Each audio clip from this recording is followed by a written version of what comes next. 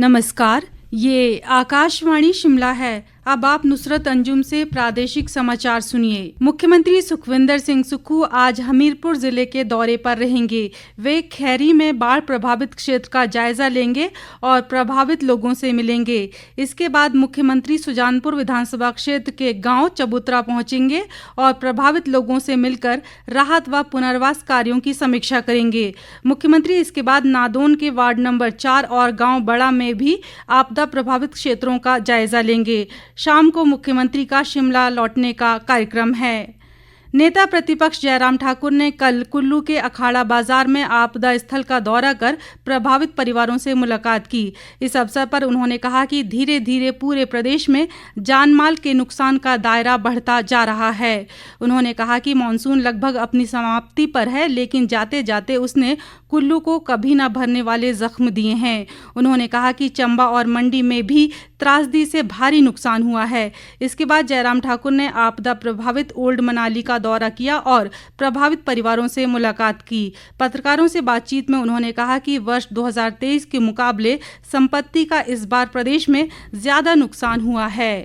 नुकसान को अगर हम आकलन करें तो मैं समझता हूं कि 2023 का जो नुकसान हुआ था, ये नुकसान उससे कम नहीं, उससे भी ज्यादा। आने जाने के हमारे सारे रास्ते जो है नेशनल हाईवे पूरी तरह से डैमेज हुए पड़े हैं, जिसको रिस्टोर करने के लिए वक्त लगेगा। अभी तक हम देख रहे हैं कि 2023 के जो नुकसान हुए हैं उसकी भरपाई नहीं कर पाए। पहली अगर प्राथमिकता है हिमाचल की संपत्ति अगर किसी आपदा के कारण क्षतिग्रस्त हुई है, डैमेज हुई है, पहली प्राथमिकता स्टेट गवर्नमेंट की रिस्पॉन्सिबिलिटी है उनको रिस्टोर करना। नेशनल हाईवे डैमेज होते हैं तो नेशनल हाईवे को रिस्टोर करना ठीक तरह से ये केंद्र सरकार का भी दायित्व है। केंद्र सरकार लगातार पैसा दे रही है। केंद्रीय वित्त मंत्री निर्मला सीतारामन ने कहा है कि वस्तु और सेवा कर जीएसटी की नई व्यवस्था से नागरिकों के उपभोग में सुधार होगा और इससे पूंजीगत व्यय पर कोई प्रभाव नहीं पड़ेगा।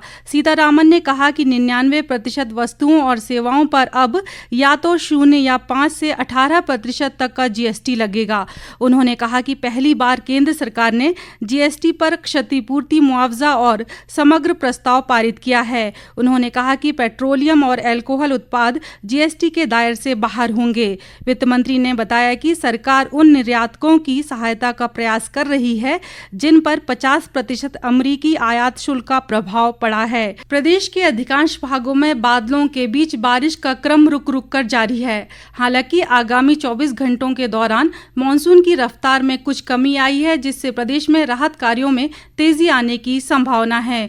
बारिश के कारण प्रदेश में जनजीवन बुरी तरह अस्त व्यस्त है, जिसे पटरी पर लाने का युद्ध स्तर पर प्रयास किया जा रहा है।